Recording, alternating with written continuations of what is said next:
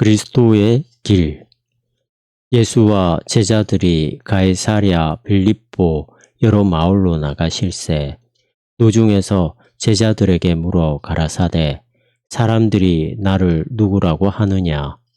여자와 가로되 세례 요한이라 하고 더러는 엘리야 더러는 선지자 중에 하나라 하나이다. 또 물으시되 너희는 나를 누구라 하느냐.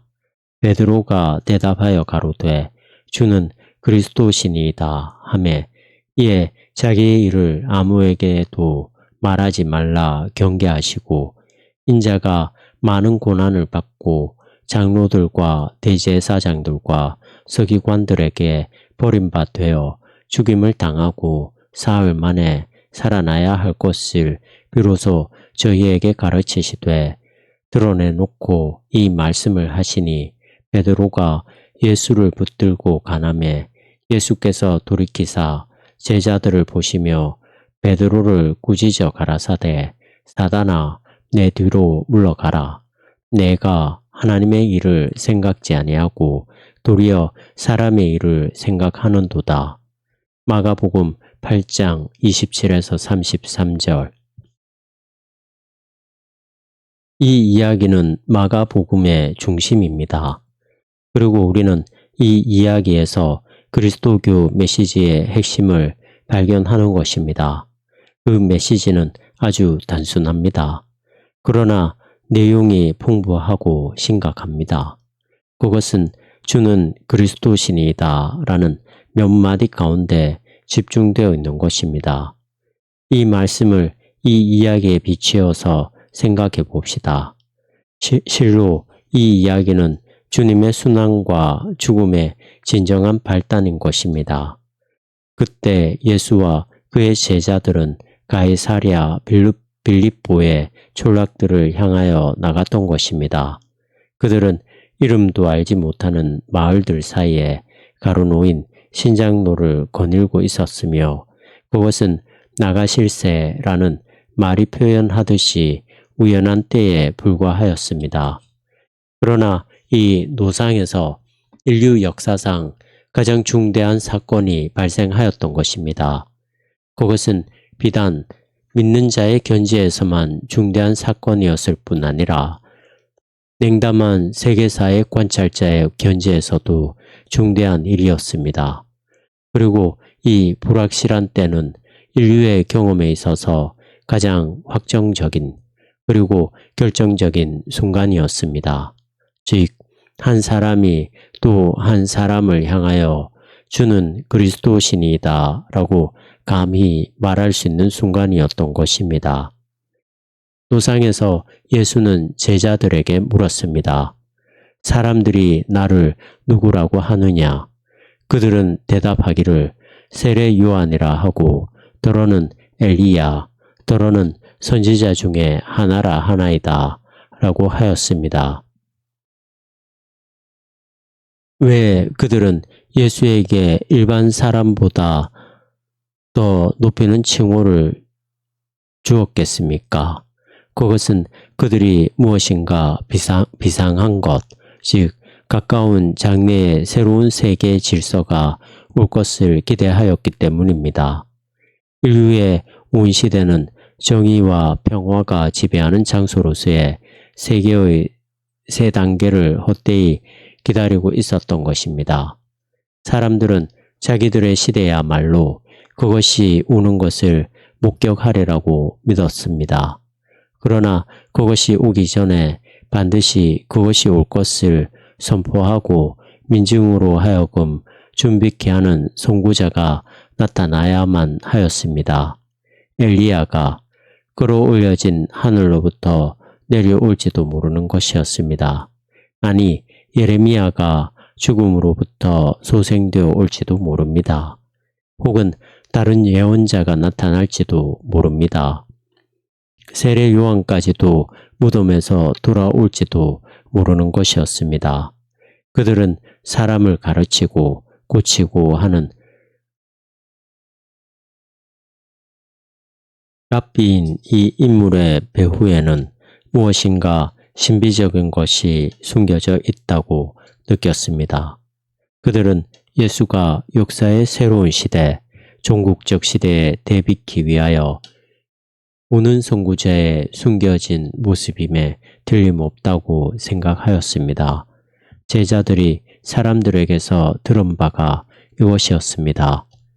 그리스도교는 그 창시 이래 이미 2000년을 경과하고 있으나 아직도 그렇게 믿고 있는 사람들이 있습니다. 그들에게 있어서는 예수는 여전히 선구자입니다. 새로운 세계, 그리고 그것을 가져올 자는 의연히 장래할 자입니다. 정의와 평화는 아직도 땅을 지배하기 시작하지 못했습니다.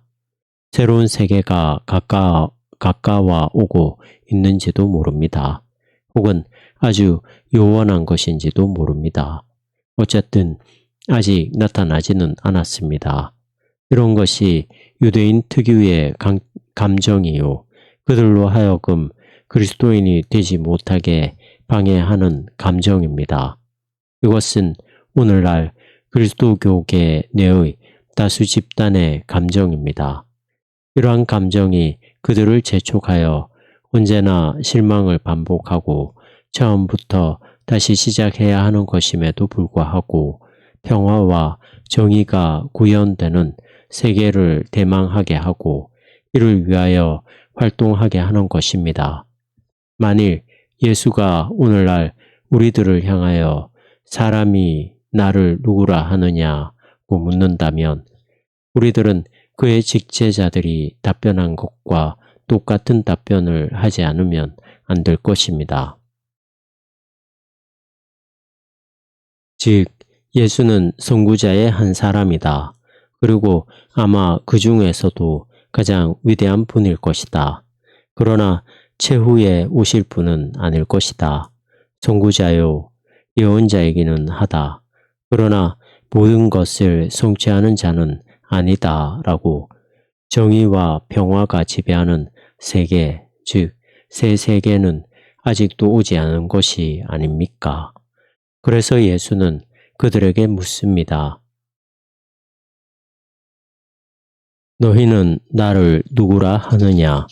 이것은 어느 시대를 막론하고 모든 그리스도인의 앞에 놓여 있는 문제인 것입니다. 뿐만 아니라 이것은 교회 전체의 앞에 놓여진 질문입니다. 교회는 이 문제에 대한 답변 위에, 즉 베드로의 주는 그리스도이시니이다 라는 답변 위에 이룩된 것이기 때문입니다. 베드로는 결코 사람들이 마련해 놓은 이름에다가 다른 또 하나의 더 고귀한 명칭을 덧붙였던 것은 아닙니다. 베드로는 이 말들 안에서 사람들이 말하고 있는 것과는 전혀 다른 무엇인가를 표현하였던 것입니다. 그는 예수가 선구자라는 것을 부인하였고 그 밖에 또 누군가를 기다려야 한다는 것을 부정하였습니다. 역사상의 결정적인 것이 나타났다는 것은 그리고 북방 팔레스틴의 먼지투성이 마을길을 자기와 함께 걷고 있는 이 예수라는 인물 가운데에 그리스도가 새 것을 지니신 자가 와 있다는 것을 베드로는 확언하였던 것입니다. 우리들은 지금도 베드로의 이 말들이 가지고 있는 의미를 느낄 수 있을까요? 그것은 우리들에게는 퍽 곤란한 것입니다. 왜냐하면 그리스도라는 말이 오늘날에는 예수의 성과도 같은 것이 되어버렸기 때문입니다. 이에 반해서 베드로가 예수를 그리스도라고 불렀던 때는 그리스도라는 말은 아직도 그의 천직을 가리키는 칭호이었던 것입니다. 그것은 예수를 이스라엘을 해방시킬 자, 세계 만국에 하나님의 승리를 선포할 자, 인간의 마음의 변화를 가져올 자, 그리고 평화와 정의의 메시아적 통치를 이룩할 자로서 지정하였던 일이었습니다. 그리스도로 말미암아 역사는 그 성취를 가질 것이었습니다. 하나님은 다시 인류의 주가 되실 것이요. 땅도 축복의 장소로 변할 것이었습니다. 이 모든 것이 베드로의 주는 그리스도시니이다 라는 말에 함축되어 있었던 것입니다. 베드로가 이 말들을 토로하던 순간의 장엄성과 비극성은 이 말에 대한 예수의 반응에서 이를 볼 수 있습니다. 예수는 자기의 일을 아무에게도 말하지 말라고 다알렸습니다. 예수의 메시아적 성격은 하나의 비밀이었습니다. 그것은 예수에게 있어서는 사람들이 의미하는 바를 의미하지 않았습니다. 예수가 스스로를 그리스도라고 부르는 것을 사람들이 듣는다면 그들은 위대한 정치적 지도자나 그렇지 않으면 천례의 신인을 그에게 기대할 것이겠기 때문이었습니다. 예수는 정치적 행동, 즉 이스라엘의 해방과 로마 제국의 괴멸이 지상의 새로운 실제를 창조해 내리라고는 믿지 않았습니다. 또한 예수는 자기를 하늘에서 온 그리스도라고 부를 때에는 반드시 자기를 오해한 사람들에게 독신적이라는 비난을 받게 되리라는 것을 의심치 않았던 것입니다. 왜냐하면 그리스도는 전 역사를 통해서 나라들이 기대하였던 그리고 오늘날도 우리들이 이를 열렬히 추구하고 있는 정체적인 평화의 왕이 아니요. 또한 예수의 시대의 허다한 몽상가가 기대하였던 그리고 우리들 역시 오늘날 기대하고 있는 천례의 영광의 왕도 아니기 때문입니다. 그의 비밀은 좀 더 심오한 것이었습니다. 그것은 전통적인 명칭을 가지고서는 이를 표현할 수 없는 것입니다. 그것은 오직 베드로의 고백에 계기하는 일련의 사건, 즉 고난과 죽음과 부활에 의하여서만 나타낼 수 있는 것입니다. 만일 그리스도가 오늘날 나타나신다면 아마도 그는 그리스도교의 목사들에게 대해서 그리스도에 관해서 말하는 것을 장기간 금하실 것입니다. 자기의 일을 아무에게도 말하지 말라 경계하시다. 우리들의 교회는 날마다 주일마다 혹은 정치적인 평화의 왕이라는 의미에서 혹은 천례의 영광의 왕이라는 의미에서 그에 관한 이야기를 하고 있습니다. 그들은 예수는 그리스도이시다라는 말이 무엇을 의미하는가를 잊고서 또한 우리들에게 그것을 잊게 하면서 그를 예수 그리스도라고 부르고 있습니다. 인간적으로는 불가능한 사건, 즉 유랑의 유대인인 한 스승이 바로 그리스도이시다라는 것이 우리들에게 당면한 것과 같이 되어 버렸습니다. 여러분, 적어도 우리들은 때때로 예수 그리스도라고 불리운 예수를 의미한다는 것을 자타에게 상기시켜야 하겠습니다. 우리들은 때때로 베드로의 그 정열적인 외침에 진정으로 동감하는가를 그리고 또한 이 사람의 신비에 압도되고 있는가를 자타에게 물어보아야 하겠습니다. 만일 이에 대하여 긍정적인 답변을 내릴 수 없는 경우라면 우리들은 저속한 논리를 휘둘러 그 의의를 깨뜨릴 것이 아니라 그 말이 가진 신비를 보존하기 위하여 적어도 침묵을 지키는 일쯤은 해야 할 것이 아니겠습니까? 그 다음에 예수는 인자가 많은 고난을 받고 장로와 제사장과 학자들에게 버림을 당하고 죽임을 당하였다가 사흘 만에 다시 살아날 것임을 가르치기 시작하였습니다. 예수는 이 일을 아주 거침없이 말하는 것이었습니다. 베드로가 예수를 그리스도라고 부르던 바로 그 순간에 그는 자기의 고난과 죽음을 예언하였습니다. 그는 자기의 메시아적 운명의 신비를 드러내기 시작하였습니다. 그것은 사람들이 지금까지 기대하던 것, 몽상가가 꿈꾸던 것, 제자들이 소망하던 모든 것과는 전혀 반대되는 내용이었습니다. 예수는 그리스도를 왕이라고 생각하던 나라의 정치적 권위층에게 배척당하지 않으면 안 되는 것이었습니다. 그리스도야말로 자기네 지도자이시라고 생각하던 선민의 종교적 지도자들에게 배척을 당하지 않으면 안 되는 것이었습니다. 그리스도로 말미암아 온갖 이교적 전통을 극복할 수 있다고 생각하던 문화적 권위자들에게 저버림을 받지 않으면 안 되는 것이었습니다. 그는 고난을 받아야 하는 것이었습니다. 온갖 고난을 정복으로 변화시켜 줄 것으로 기대되었던 사람이 말입니다. 그는 죽어야만 하는 것이었습니다. 신적 영광 속에 출현할 것으로 기대되었던 자가 말입니다. 예수는 스스로의 메시아적 사명을 부인하지는 않았습니다.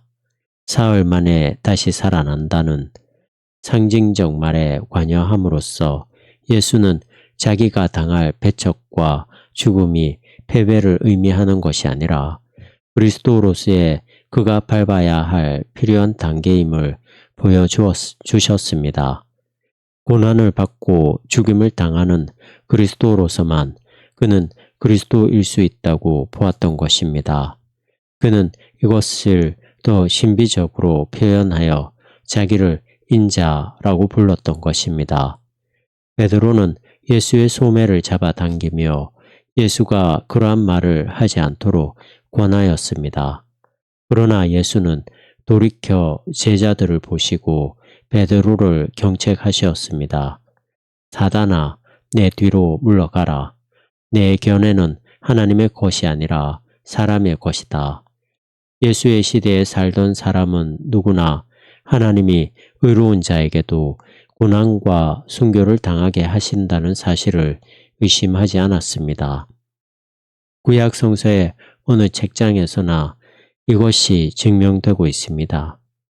그러므로 순환의 역사를 복음서 전체의 가장 중요한 부분으로 만든 것은 이 사실 때문은 아니었습니다.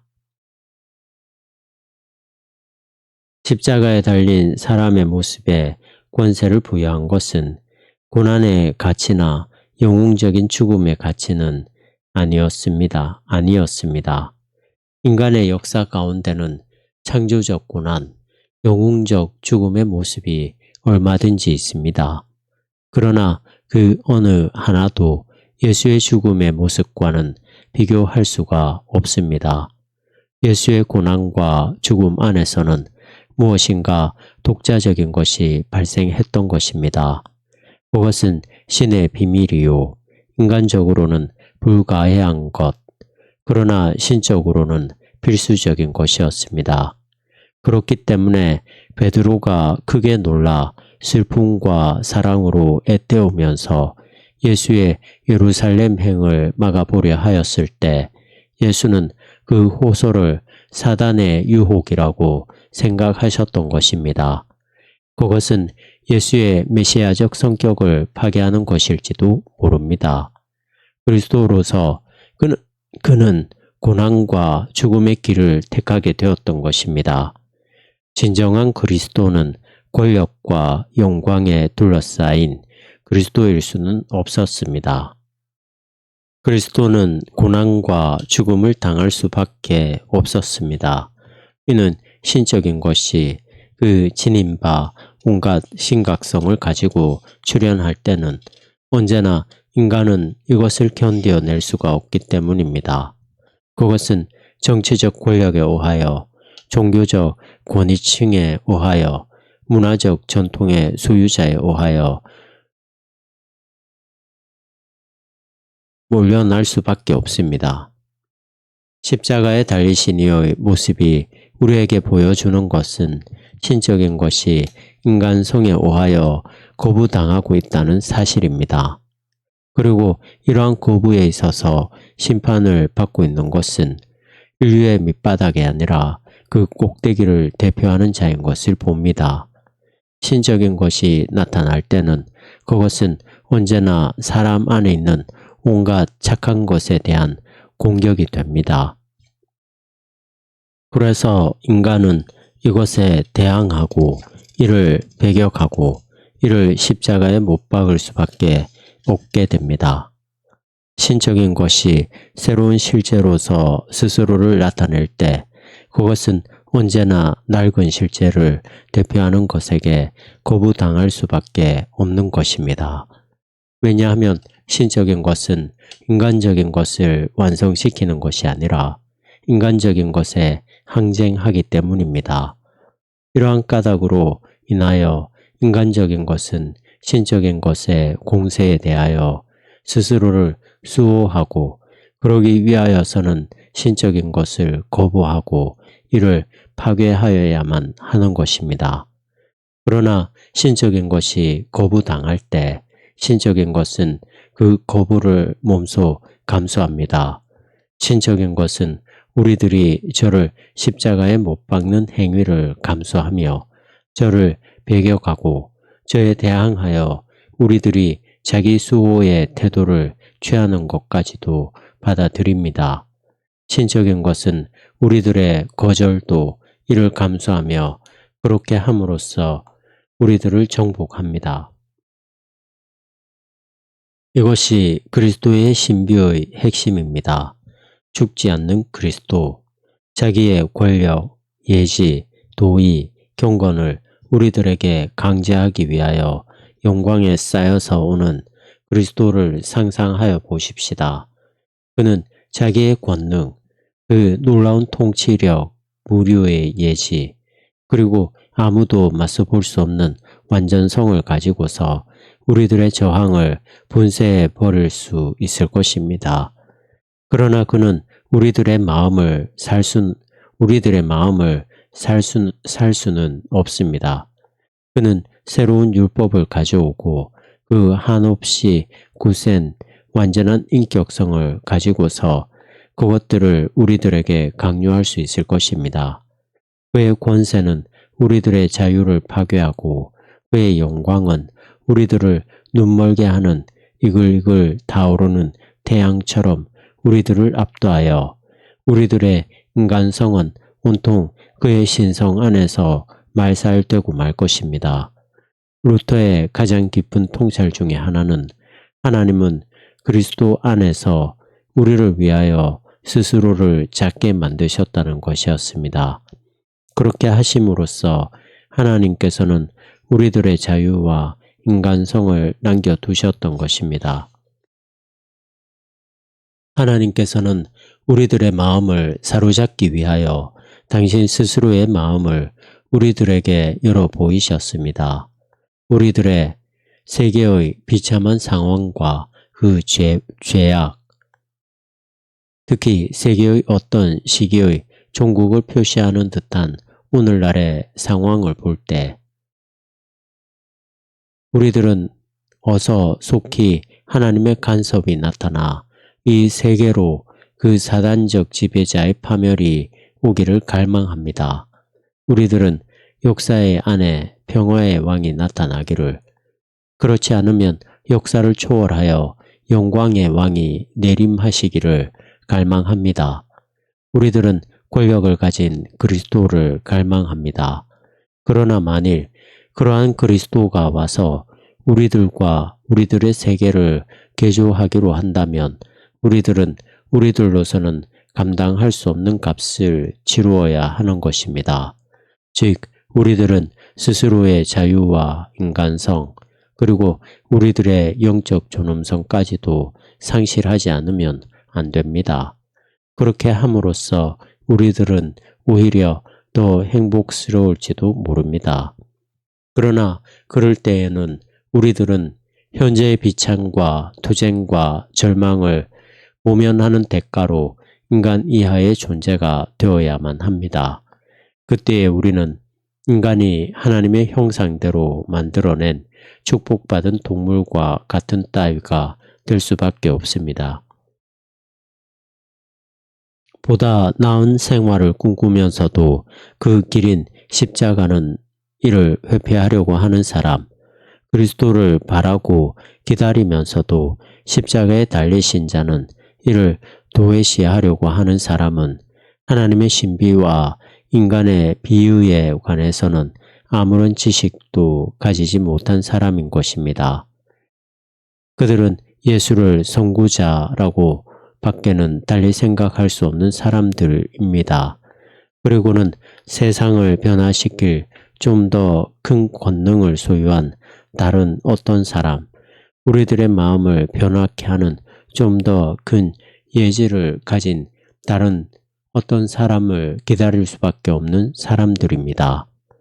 그러나 비록 능력과 지혜에 있어서는 최대의 존재일지라도 십자가에 달리셨던 이가 일찍 성취한 것보다 더 낮게 전적으로 하나님의 마음과 사람의 마음을 나타낼 수는 없었던 것입니다.